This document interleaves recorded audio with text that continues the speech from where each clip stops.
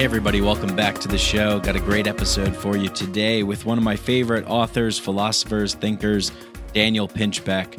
You might know him from his best-selling book, Breaking Open the Head, 2012, The Return of Quetzalcoatl, and How Soon Is Now in 2017. That came out, and Daniel and I discussed that on the podcast the first time that we met and spoke. And that episode is episode 34, I believe. You can go back and listen to that. It's a great episode breaking down his book, How Soon Is Now, from personal initiation to global transformation. And if you're in Denver, I'm going to be at the Psychedelic Club on Monday, the 19th at 7:30 p.m. talking about How Soon Is Now, giving a book presentation about that book and Daniel's ideas. I think it's a great blueprint for what's going on in our world, addressing the problems and then offering some solutions, some possible, just some thought-provoking ideas about what's happening, what we can do, and how we can kind of wake up and make some changes before we all just blow ourselves up or just, ruin the planet and keep going this path of this, technological, material shithole that doesn't really account for the spiritual, the transcendental, the mystical, the connection to the earth, living in balance, harmony, restorative, regenerative solutions. And so I think it's great. And, this is something that I've been always thinking about.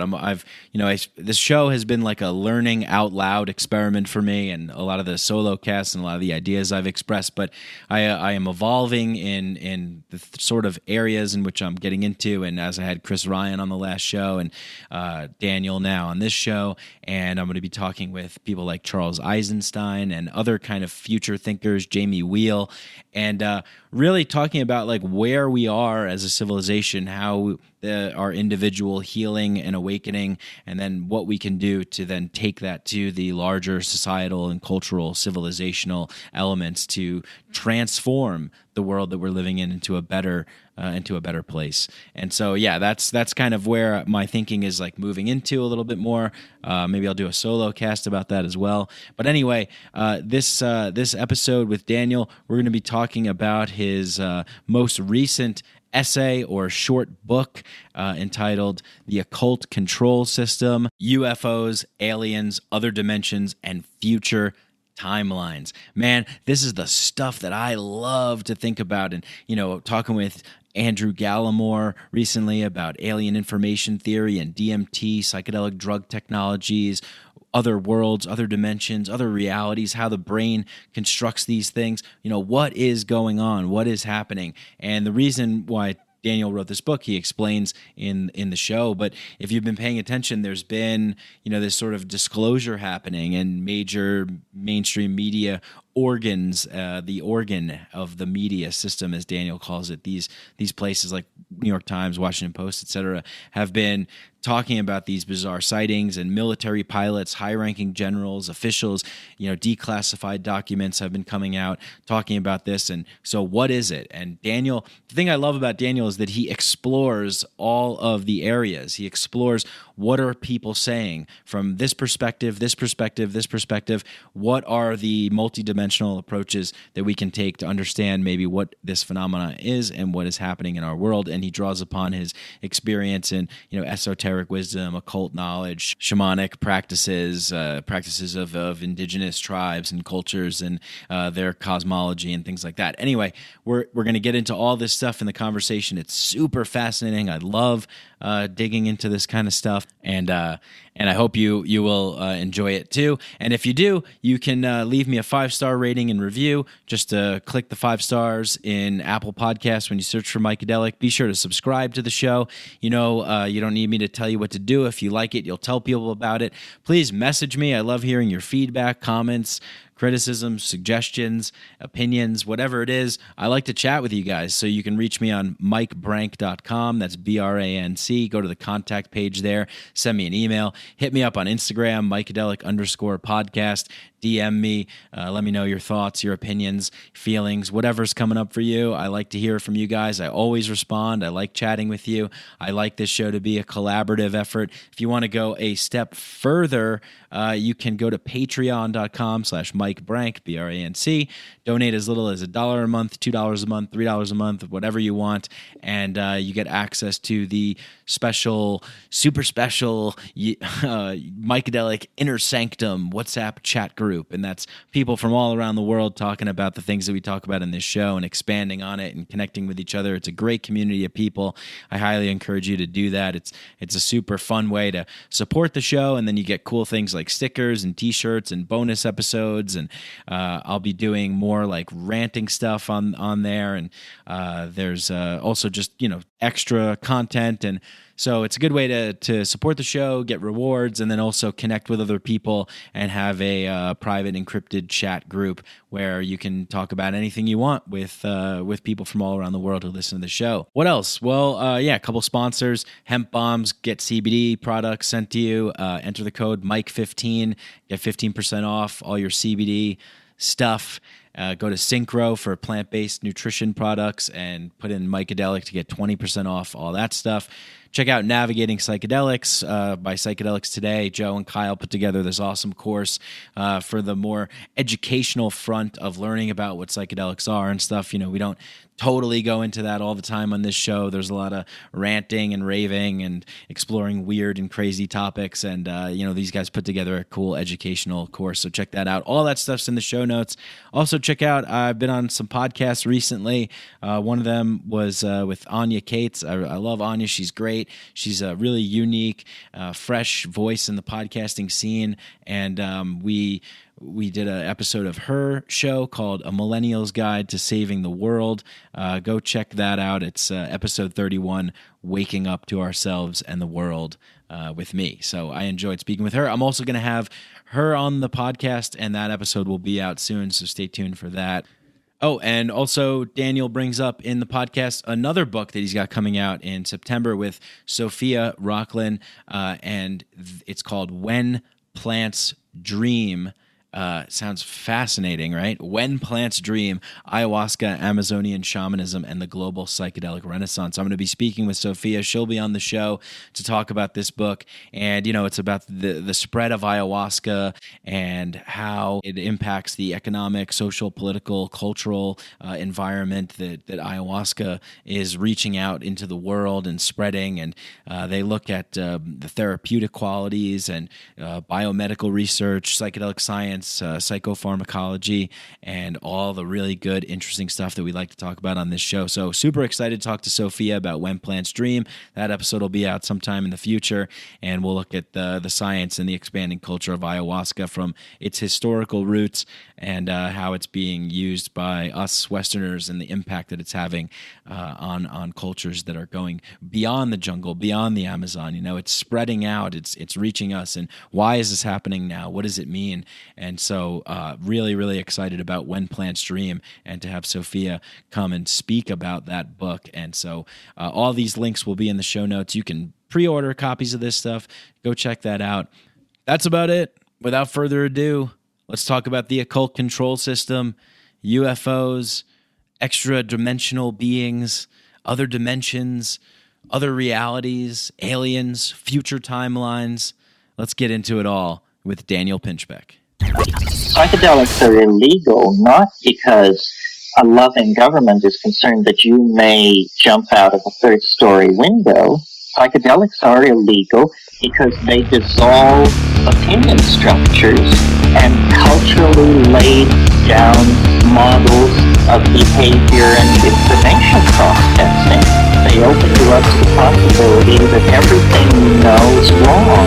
We don't need new laws that control our consciousness and rigidly place it in a prison. Cognitive liberty. The fact that as adults, if we're not hurting anybody else, we should have the right to explore the contours of our own consciousness without any mediation or legislation on the part of somebody else. Reject authority. Authority is a lie. Or is it perception? Information is power, but we have to seize the opportunity. The opportunity. Mind control, come let the revolution take its toll. If you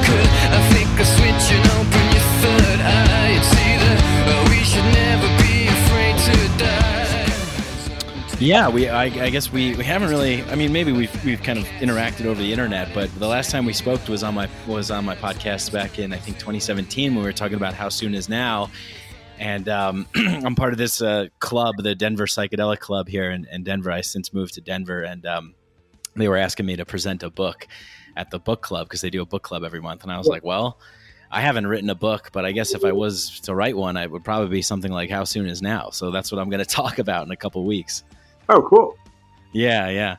And but then all of a sudden, you're publishing 2 books, and one book, short essay, and then another one coming out soon too. So I guess maybe we should start there. Like, what led you to write the Occult Control System? Well, what led me to write this new little book was the spate of articles that are now, so kind of amazing in terms of the history of how the media has covered the subject of UFOs and aliens and so on, that have been appearing, in places like New York Times, Washington Post, and CNN, that are basically, straight out saying, that military pilots around the world are having these encounters with incredibly strange objects that we have no reference point as being human-made. And this is something that I'd actually written about years ago. I'd written about UFOs and aliens and abductions and so on in my book 2012, which came out in 2006. And that book also I wrote a lot about the crop circles that appear in fields in England and around the world. And it was kind of amazing to me at that time that it was a subject that was so fascinating, but people just didn't really have a way of even talking about it for the most part that was very useful. Right. So when this new interest came along, I thought it was time to extend the ideas from that book and kind of probe into these sort of esoteric phenomena. Yeah, definitely. And I think you were mentioning how in the beginning, when you started talking about psychedelics, around like the late 90s, early 2000s with Breaking Open the Head, it was this thing that was like, oh, no respectable person would be talking about these things. And then same thing, right, with 2012. But I think maybe now we find ourselves in this kind of weirder place where people are maybe more ready to accept these ideas. I hope so, because this is a very real thing that's happening. And I think what you do so well, first of all, Daniel, like, I think last time we met up, I had How Soon Is Now in my hands, and I had like 7,500 index cards and highlights and everything through the book. Same thing with the Occult Control System. Your way of writing is just so compelling, and I'm just finding myself highlighting everything and underlining stuff and looking into it more. And so it's just really a phenomenal little book here. And I am super interested in this because you're, in my opinion, someone who's like a dot connector. You're looking at this thing, as you said, from multiple ways. I forget what you said in the book. Actually, you said looking at it not in this materialistic dualistic way, but in Aiden's thread. Ariadne's thread. Yeah, multidimensional approach. Yeah, trying to bring every different approach to bear on something. Yeah. So that's what grabs me about your work, is that you bring that approach to it. And let's talk a little bit about some of this stuff. So I guess what I gathered from the book is that really, we need to be taking this multidimensional approach, and then we need to be looking at things not in terms of exactly what we see in front of us in this material sense, but also as a psychic and symbolic way as well. And I was wondering if you could kind of talk a little bit about the psychic and symbolic effect of what's going on. Yeah, well, I mean, in that essay, I talked about the work, I think it was Patrick Harper, who, looked at, he's done amazing work. He's a quite not very well known, but super brilliant author. And he kind of looks at, the Western literal worldview from the, worldview of like indigenous, shamans and alchemists and so on, and older traditions, which see, even things that we consider like totally physical as, still having the psychic and symbolic dimension inherent in them. Mm-hmm. And that's that's something that I've found in my own life and so on, and so that for me is the more legitimate way to kind of look at the sort of phenomenal nature of reality as it unfolds. Yeah, because reality is stranger than what we see. Certainly stranger than what we see in the mainstream news. And as you correctly put it, Fox News as being this mind control program. And one of the things that I find so fascinating is that we have these unclassified documents and these reports and all of these things coming out. Yet there's still this sort of resistance to really buy in fully to some of the things that you're talking about. And I'm wondering if maybe that is because of what you talked about in How Soon Is Now, how we're kind of, unwillingly, or we're going through this kind of collective shift.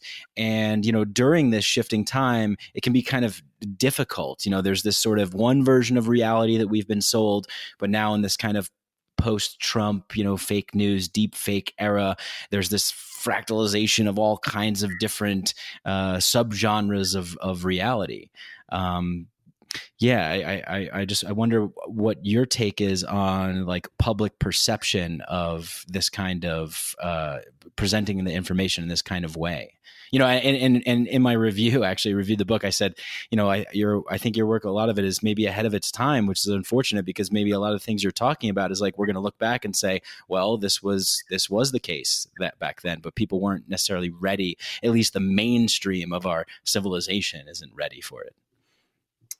I think what you just said is correct. I mean, there's many reasons why people cling to, a set of beliefs and a worldview that kind of holds their lives in some state of coherence, and so for most people, they're educated in a certain way, through, the idea of materialist science paradigm. There are certain authorities. Those authorities are gatekeepers. They're experts who have the knowledge and so on. And, they're basically not really encouraged to question, or if you're coming from a Christian, from a religious context, then, then you're told that, really you have to believe in certain doctrines and so on. So, it's a smaller number of people who, for whatever reason, go through a deconditioning or deprogramming process, and then, are able to, look at things in new and different ways, and recognize that the kind of official story is only a fragment of something that we don't even yet totally understand. Definitely. The book is titled, the Occult Control System.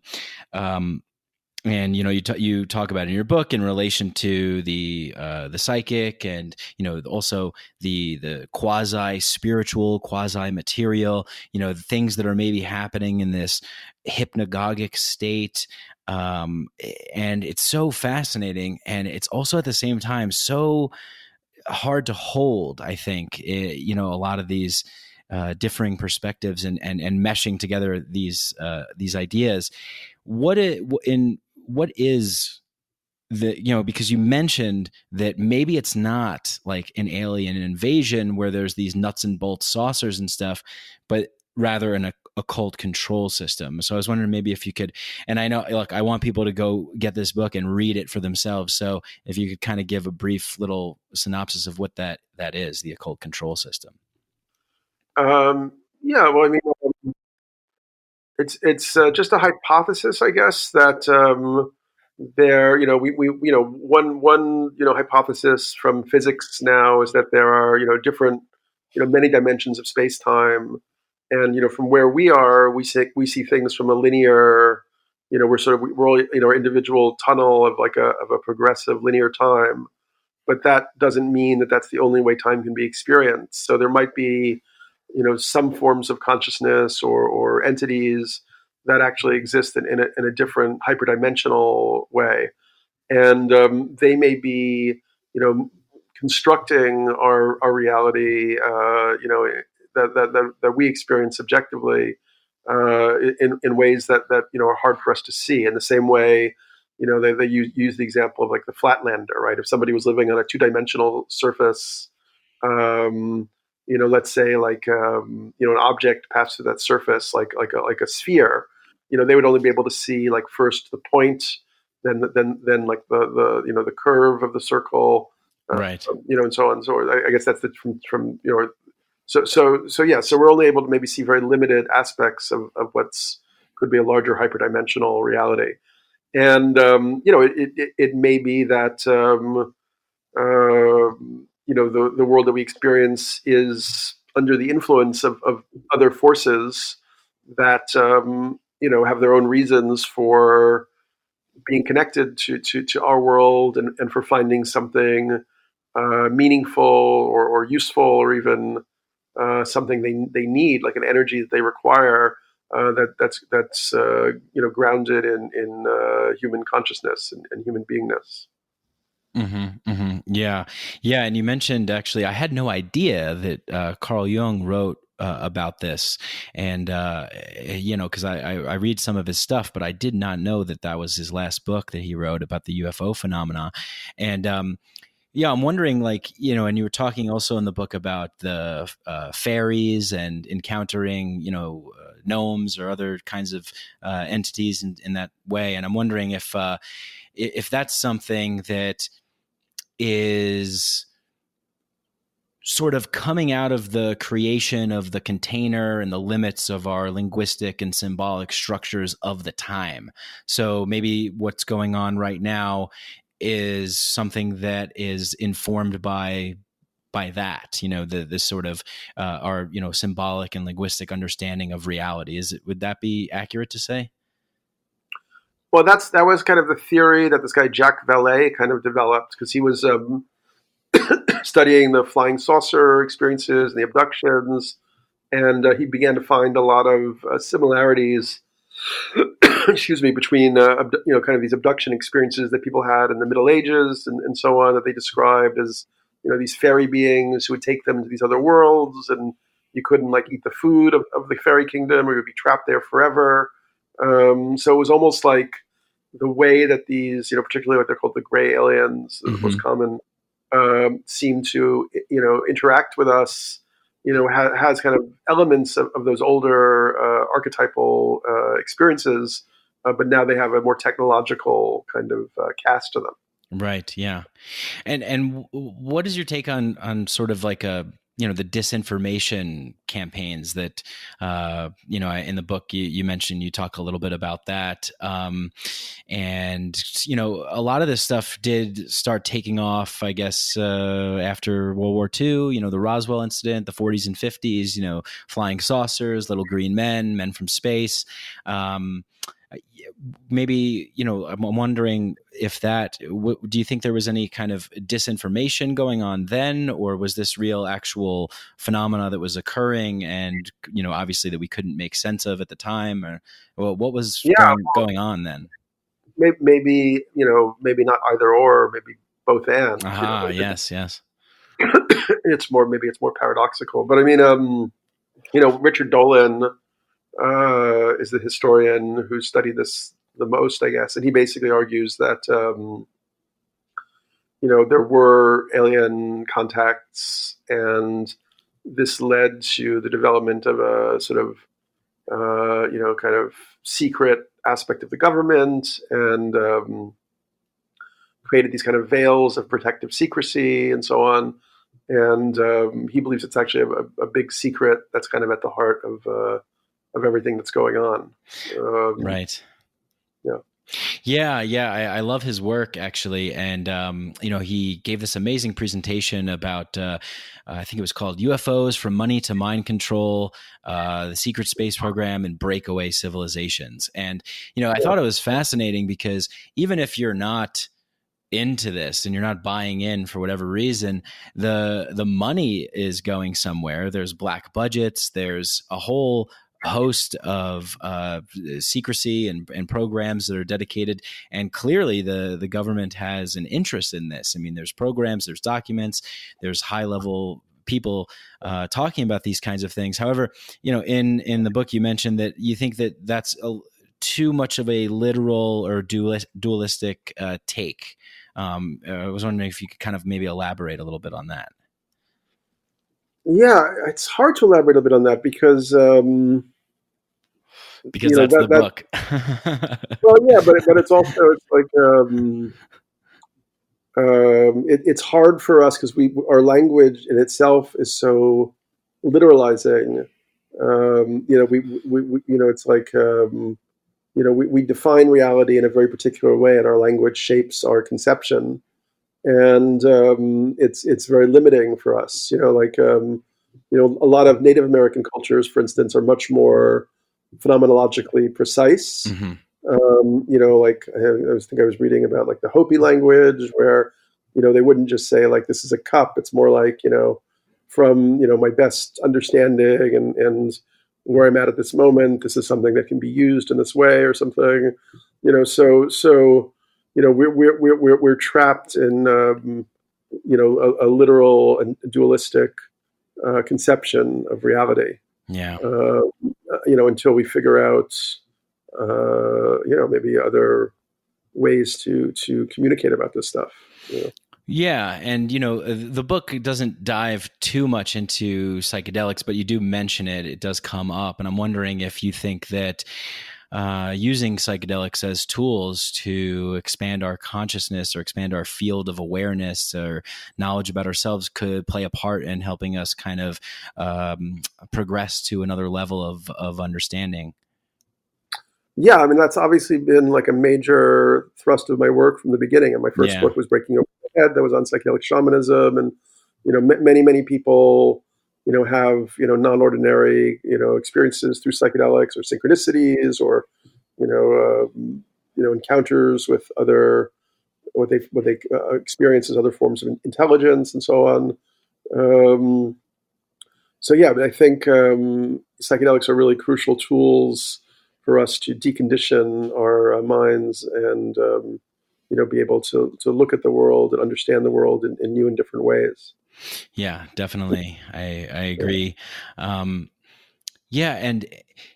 this I'm wondering also, like, within the psychedelic space, like recently I had Dr. Andrew Gallimore on my show, who wrote a book called DMT, Alien Information Theory. We're talking. I heard that. Wait, I haven't read that yet, but I've heard it's amazing. Oh, it's incredible. Yeah, I mean, he's talking about these other worlds, and knowing what's in there. Actually, he said something pretty funny. He's like, when you're ingesting DMT, you're just essentially popping into someone's world, and it's quite rude, to just kind of pop in there. So he's working on extended state DMT research and with Rick Strassman, and talking about how the brain constructs worlds and builds worlds, and there's other entities in these worlds and people come in contact with them. Is there a connection between what's going on that we see, what the news is reporting and what people are talking about and what Richard Dolan is talking about and these other strange worlds with strange beings or entities? I think there definitely is a connection. In a way, like there might be a whole ecology of different types of, super sensible realities and entities. And, maybe that's really part of, although, in some ways the long-term future of humanity looks threatened right now because of what's happening environmentally. Mm-hmm. But, assuming we manage to survive this catastrophic cul-de-sac that we've created, I think that'll become part of the cutting edge of future exploration and development for us as a species, like learning how to explore these inner planes and other realities.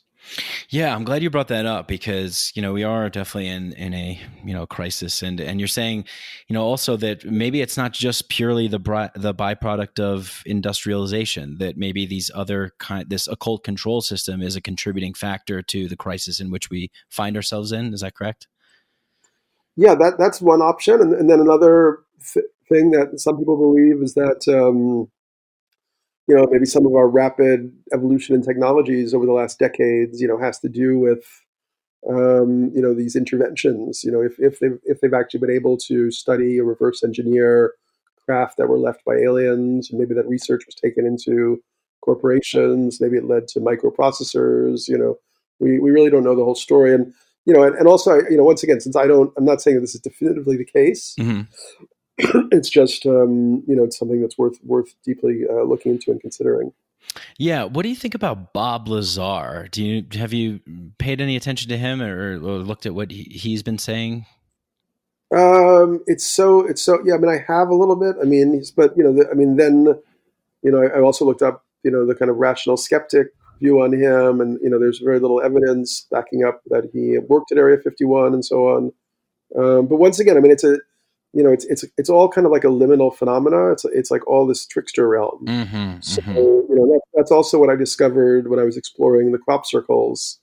It's almost like this phenomena, stubbornly, seeks to maintain itself at this kind of like dissipative edge of what we can possibly, kind of understand cognitively.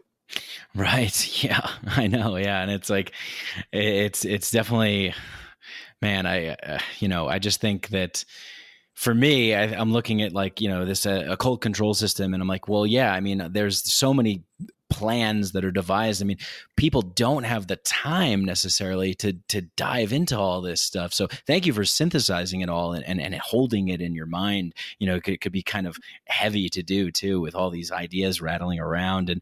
And that's really the world that we see ourselves in. It's like this kind of treadmill of just go, go, go. And people don't have the time necessary to fully understand what's going on, which may be part of this control system operation as well.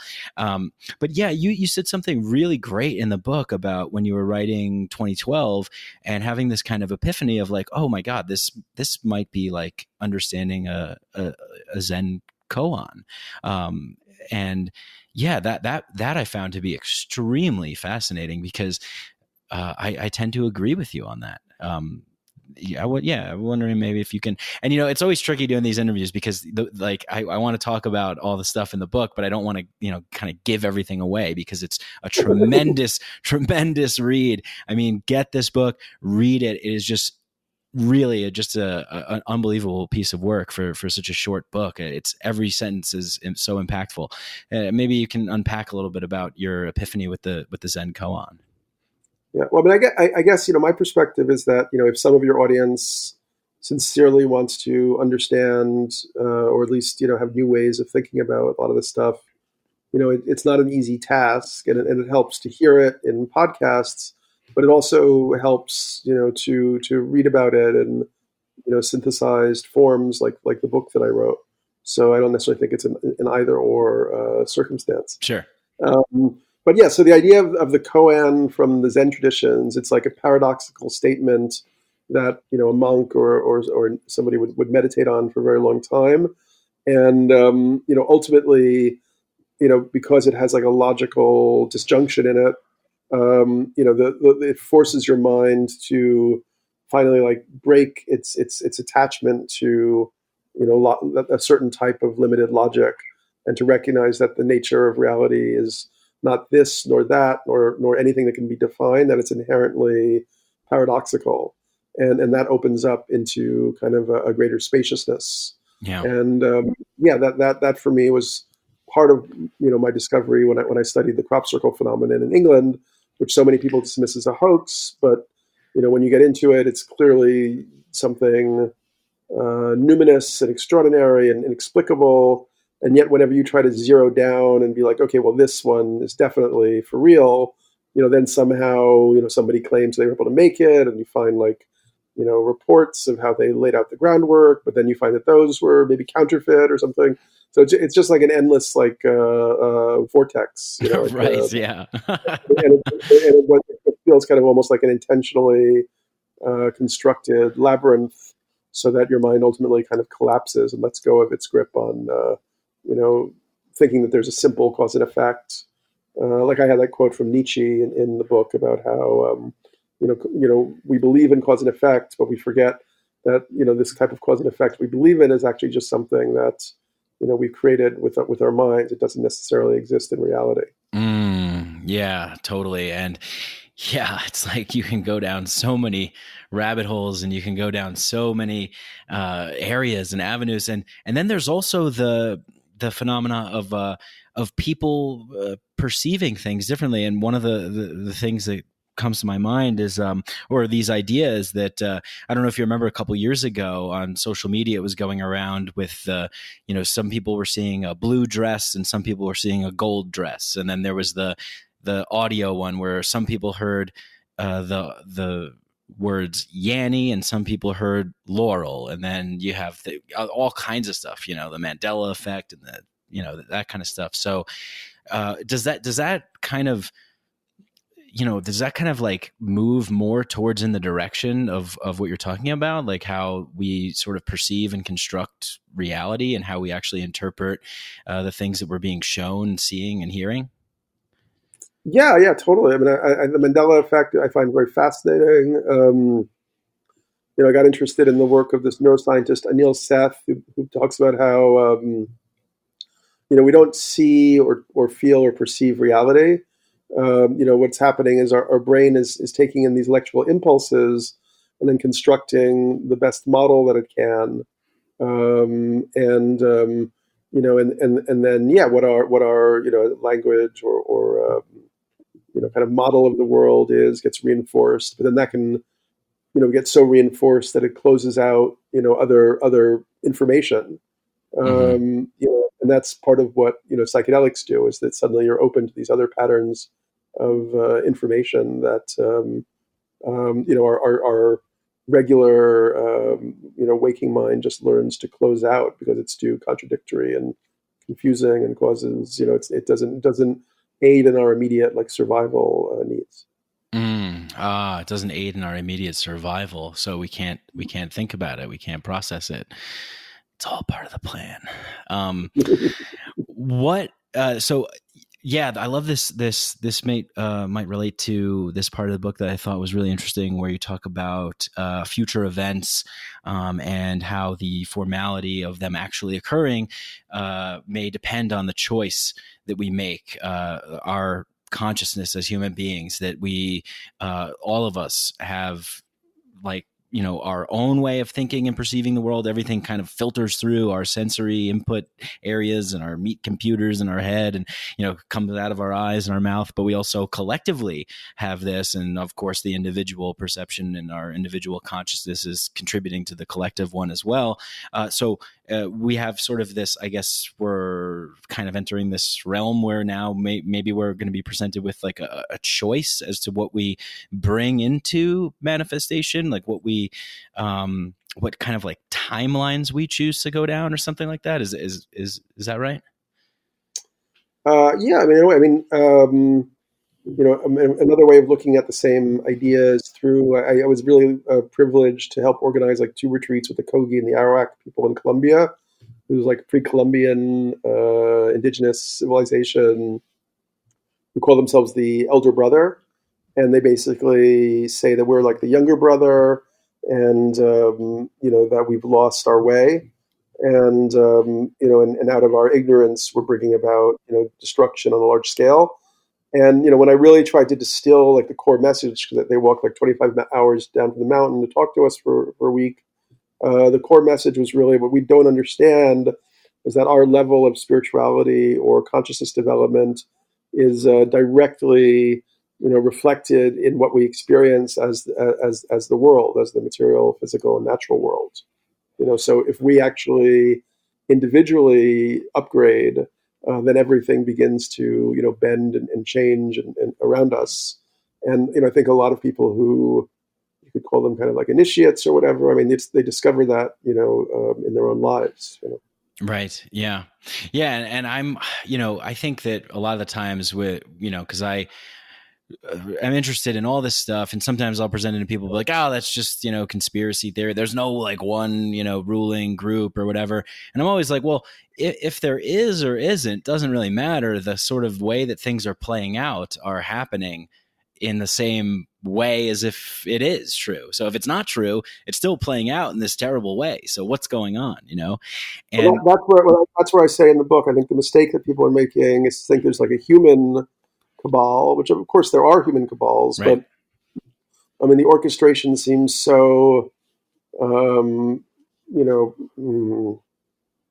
a way artful, in a way like amazing, that it suggests that maybe it's actually orchestrated by these other levels of reality, or entities who are on these other levels of reality, which is kind of even what St. Paul talked about in the Bible. He talked about principalities and powers, that are the ones that we have to fight against, not flesh and blood.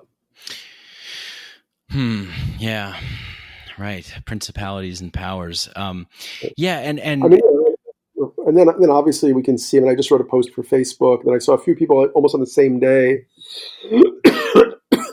Excuse me, had written similarly about these shootings that are happening with these young white men who just go off, and how we have to see that it's part of it. Of course, it's incredibly horrible and tragic that they're just laying waste to so many people. But how do you get to be a 21-year-old white man who could be writing a poem to the moon, or learning how to play the guitar, or like dancing all night at a rave or something, but instead you're like so full of hate that you decide that you're going to kill a bunch of strangers with a stupid gun. That's also going to destroy your own life, usually ending it or putting you in prison forever. And so the amount of hypnosis and mind control, indoctrination that has been exerted, since birth on these kids, so that they're contorted in this way, is really an extraordinary phenomenon.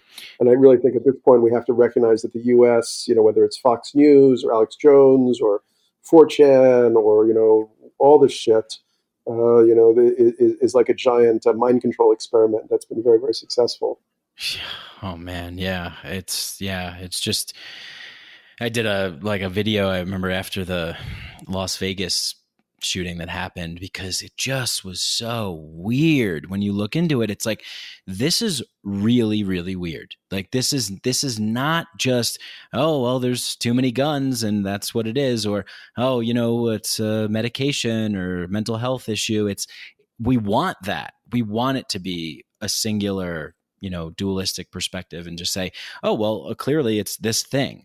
But it's far stranger than that. You can't, if you really look into this stuff, you can't say that it's not as, super strange. And so this, some people would say that it's a symptom of us, on our way towards extinction as a species, that somehow this really is an evolutionary termination point, where we've constructed these hideous reality tunnels.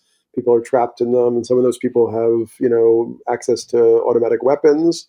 Some of them have access to armies, and some of them have access to nuclear and biological weapons. So that's kind of the situation we're in, where we would definitely need something on the order of a miracle or a magical intervention to not see that end in self-termination. Yeah. Oh my God. Self-termination. That definitely seems to be the case. Yeah. And I sort of like J.R.R. Tolkien's sort of cosmic pessimist philosophy of, this is sort of the way that the world is, and we live in these cycles. And, hopefully at the when we get to this breaking point, that some miraculous thing will happen. Not to say, hey, lay back and don't do anything about it. But there's also another perspective in which you address in the book, which I'm a big fan of.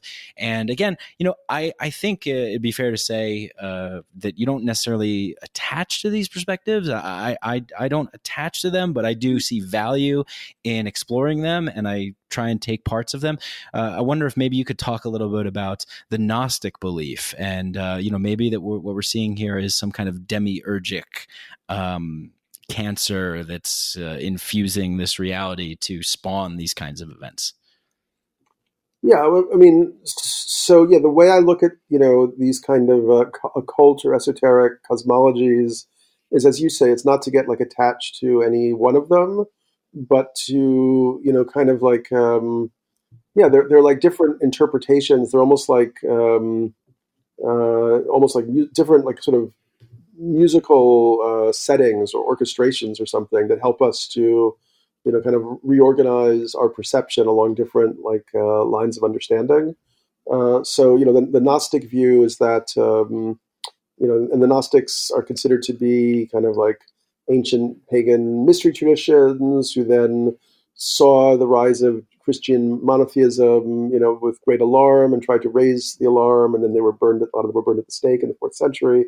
But their older tradition was that there was like a kind of a group of beings who were kind of seeking to divert human evolution, so that they would be able to kind of absorb our energies in the form of fear and devotion, and had created kind of like a matrix-like false reality. Mm. And sort of imprisoned us within it. And then the Gnostics have a different interpretation for different kind of biblical stories. Like for them, the serpent in the Garden of Eden was actually a good force, a Christ force that was seeking to bring knowledge to humanity who had been kind of degraded and made ignorant. Yeah. Yes, that's just one interpretive framework. I mean, I also really love Rudolf Steiner's interpretive frameworks, and he, similar to the Maya and the Aztecs, kind of talked about different kind of world incarnations where humans were undergoing kind of like an evolution of consciousness to different higher states if they're on that evolutionary curve. So he talked about this being like the fourth world, the fourth incarnation, where we had a certain number of bodies: the physical body, the astral body, the etheric body, and the I, or the ego. And that eventually we would be acquiring a new body, a fifth body that he talked about as the spirit self. And that would kind of lead us into the next incarnation of the earth, where reality would be very, very different than it is now. And for me, it's I mean, that his way of looking at things is extremely profound. And maybe the demiurge, maybe the archons, maybe what he talks about as the Ahrimanic kind of destructive forces are all actually fully necessary to force that evolution to happen. Yeah. Oh, interesting. Yeah. I mean, I do like that that idea to a certain extent. I think that that's definitely, it definitely seems to be that way. And I tend to think, in a similar way in which you do, where I'm looking at the world and in the context of a collective sort of ceremony almost, that this can be a challenging ordeal, a planetary hero's journey, so to speak. Do you maybe see things in that way as well? I think you know that I do, Mike. You read my book. Yeah. I mean, that was the thesis of both 2012 on one level and How Soon Is Now on the other, which is How Soon Is Now was looking more at the material and the ecological circumstances, but also saying that maybe the ecological crisis as a whole is actually kind of a shamanic initiation, a rite of passage for humanity. Right. Force us to make whoever manages to survive it will definitely be at a higher state of self-awareness and responsibility. I also want to mention. I just wanted to hear you say it again because I love it so much. So yeah. Yeah, for sure, man. No worries, anytime. I also want to say that I have a new book coming out, which I want to just make sure that we talk about for a minute. Sure. I'm really proud of, and this one is coming out. The Occult Control System was a new experiment for me in self-publishing, just using the Kindle publishing platform, which I'm really, really excited about, and plan to do a lot more shorter works on there. And also, I feel that shorter books are really kind of more relevant for the time that we're in now and people's attention spans. In fact, I actually just published my first play today called Deep Zero on Kindle. Oh, great. What was the title of that again? It's called Deep Zero. Okay, cool. And it's a sort of a black comedy set at a transformational festival, similar in some ways to Burning Man, during a global ecological, kind of accelerated ecological crisis, with a bunch of super wealthy characters who are kind of like plotting their next steps and their escapes and so on. So I'm really happy with that. And yeah, I feel that this the direct to audience capacity that we now have, and then these publishing platforms, like you can get a print on demand copy of the Occult Control System in a day, just because the Amazon is so efficient. So that's the new efforts. But the book that's coming out in September is with Watkins, which is a wonderful publishing house in England, and who also published How Soon Is Now. And that book is called When Plants Dream, and it's focused on the global spread of ayahuasca over the last century. Amazing. And I co-authored it with a friend, Sophia Rokhlin, who's an anthropologist, who's actually now working with a foundation in Peru that is seeking to support local indigenous communities sustainably growing and harvesting ayahuasca for the benefit of the communities. Oh yeah, amazing. Is she with Temple the Way Light or Chaikuni? Exactly. Yeah. Oh, great. Yeah, I lived there last year, pretty much for half the year, so I might have just missed her. Me and my cool. Well, you should have her on your show also. She can go deep in. I would love to have her on my show. We have a lot of friends in common, and I would love to talk to her. I'll connect you tomorrow. Yeah, that'd be great. Yeah. So, but anyway, so that book is kind of very well researched. Like we look at it's almost like a kind of biographical portrait of ayahuasca. We look at its origins, like what we know about its history, what we know about how all these different tribes use it, all the techniques around it, and then how it's been spreading around the world. We also look at stories of personal transformation. We look at the incredible medical and scientific research that's being done into it. And so I'm also really excited about that book coming out in September. Yeah, I'm really excited about that too. When Plants Dream, and I would love to have Sophia on and talk to her about that, so we can promote it for when it's released. That would be great. And you touched on a couple of things actually here that you mentioned in the book too that I've been thinking about a little bit lately, and it's this idea of. And I'm sure you've been. We talked about this. Now that I'm thinking about it, I remember we talked about this on the last episode when How Soon Is Now came out. This idea of you were talking about being at Burning Man and Katrina happened, and you're running around trying to gather people, and I had a similar experience at Coachella and during Hurricane Sandy in New York when that happened, and there's.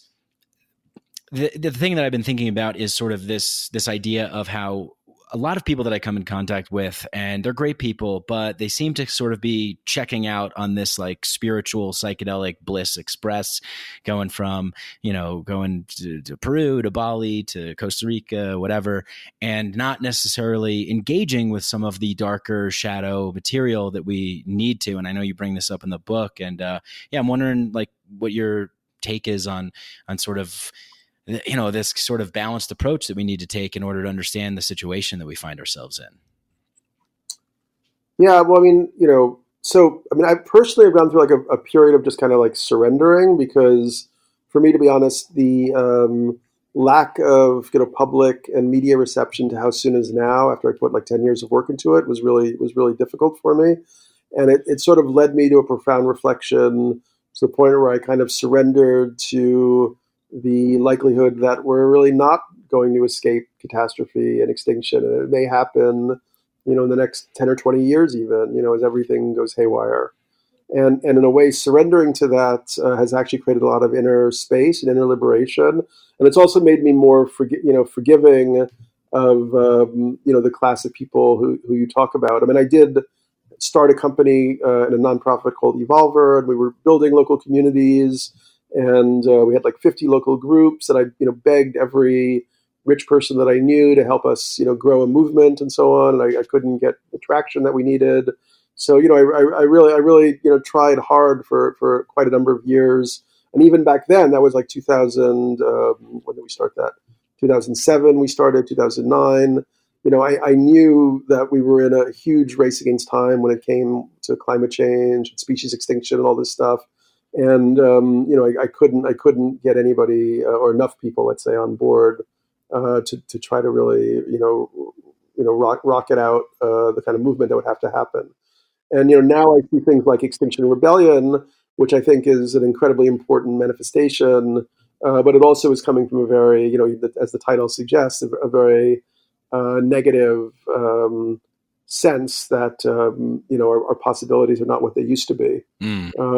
We can still hope for the best, and there is magic out there also, and things that we can't even understand. But at this point, I'm a little bit more inclined to go on the stay on the Costa Rica Bali train, because what am I supposed to do, sit in New York City and wait for fascism to knock on my door or something? I mean, Right.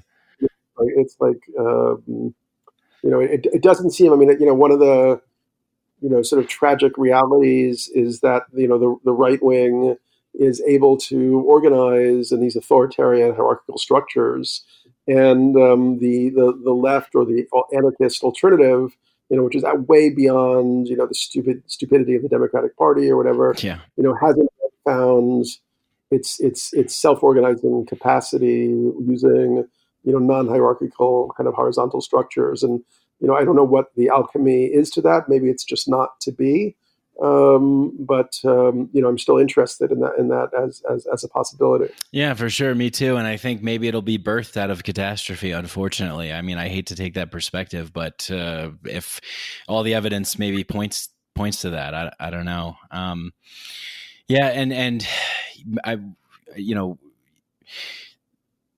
I sort of understand where you're coming from, and I agree too, right? You got to enjoy your life, you got to live, and you can't be waiting for fascism to knock at your door, like you said. But there is you talk about shifts a lot, and phases and epochs, and you bring this to the attention in all of your books. And I'm wondering, in what do you see as sort of the major shifts within our world and maybe particularly in America or wherever we, however you want to define it, within the last 100 years?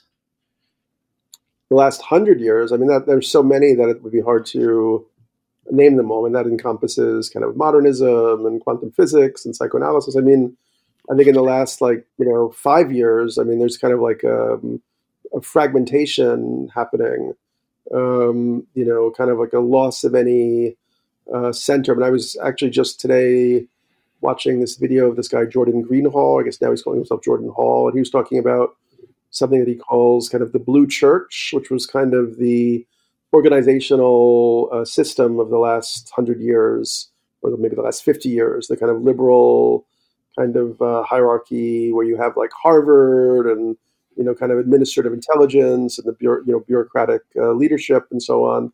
And now that also seems to be just crumbling into dust right now. So at the moment, there's no legitimate authority centers. There's no trustable knowledge, and so people are just cast into this abyss that Russian bots and right wing psychopaths and everybody else is kind of feeding this feeding frenzy. So that's part of what's happening right now. It's like a sort of breaking apart of all of the establishment structures. And we're seeing it in politics, we're seeing it in gender, and some of it is great. I mean, the smashing apart of certain aspects of the patriarchal structure, the revealing of the inherent corruption and so on in the political and economic system and so on.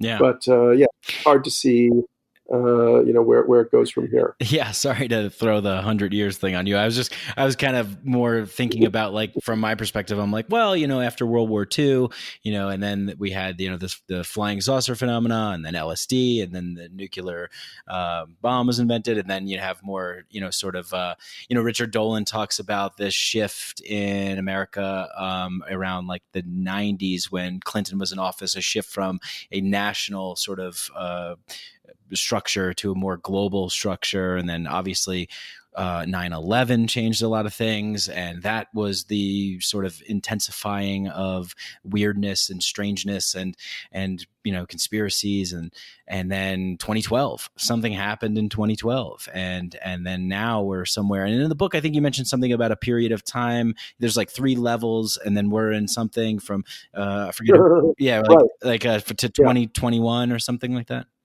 Right. Well, yeah. So once again, that's another esoteric idea that comes from indigenous traditions that you can hold lightly or ignore or embrace or whatever. I mean, to me, it feels intuitively very true, and as it accords with my lived experience subjectively.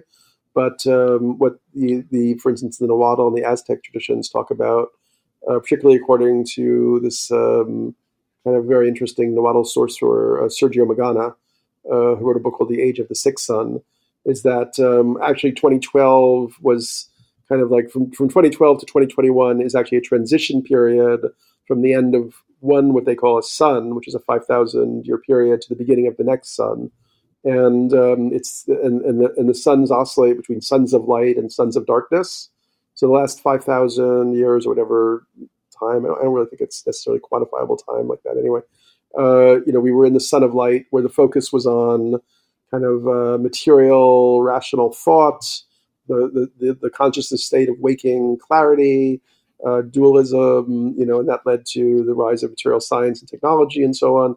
But as we move into a sun of darkness, we're actually going more and more into the realm of the psyche.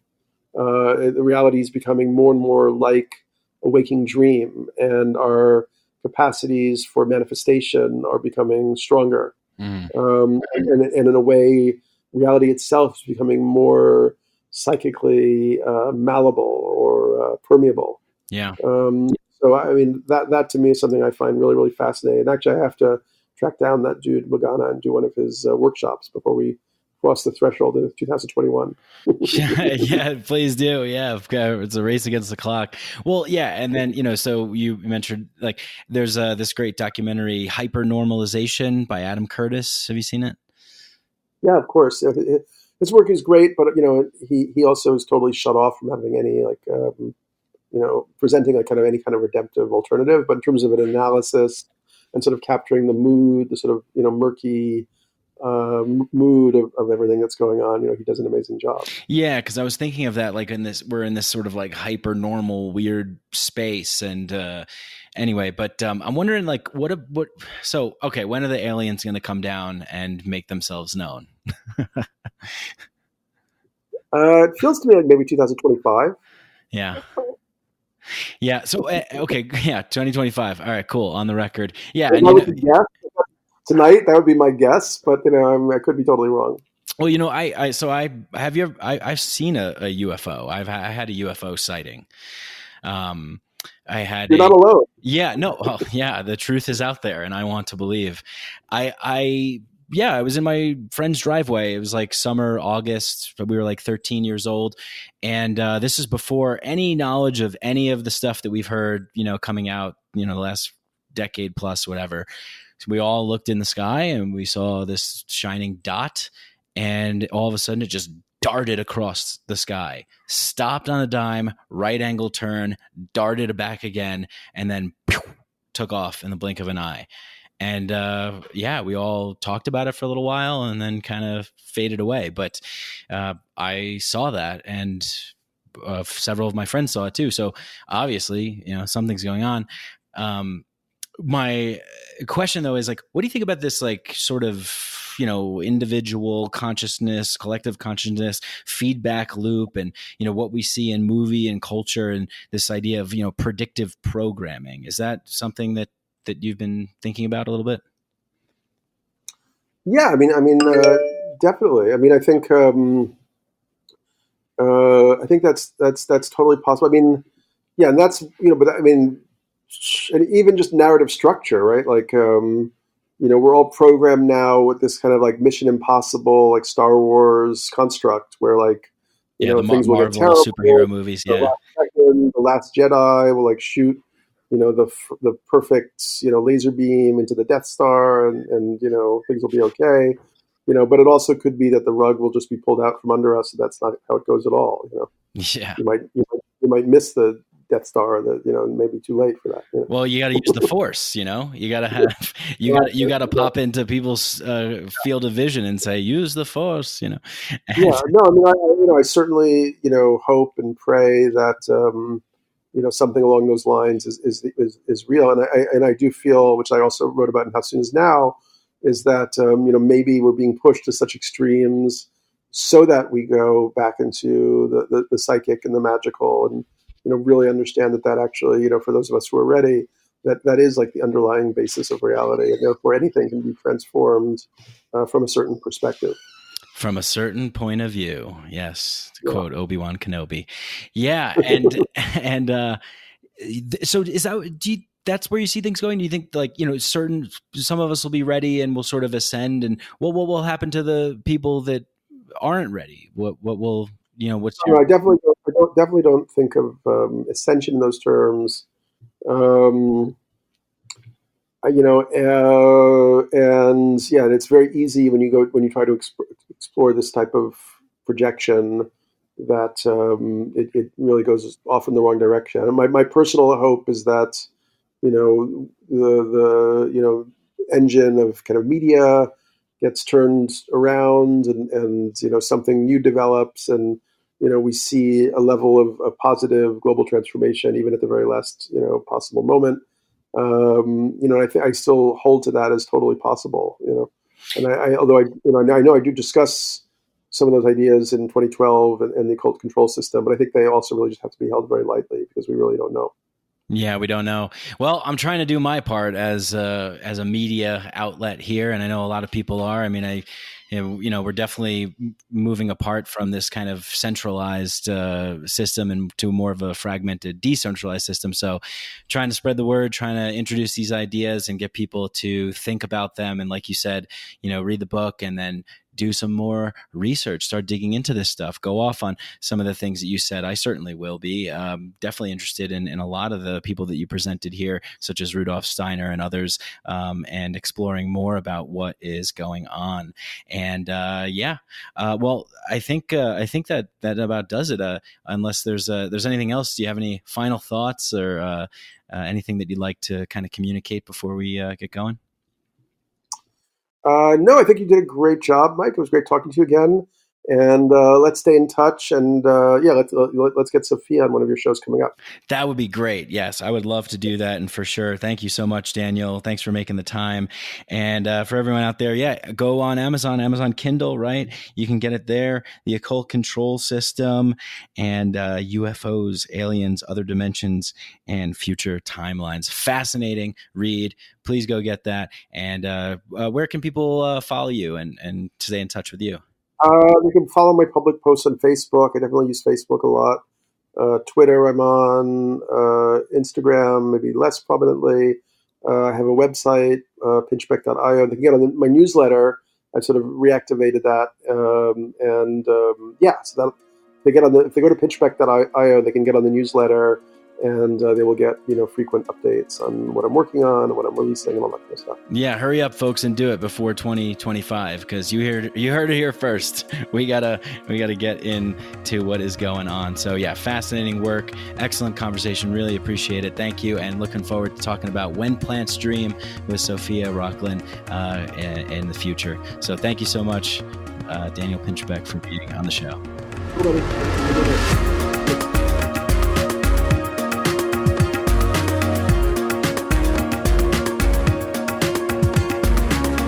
Hey, I hope you guys enjoyed that conversation as much as I did.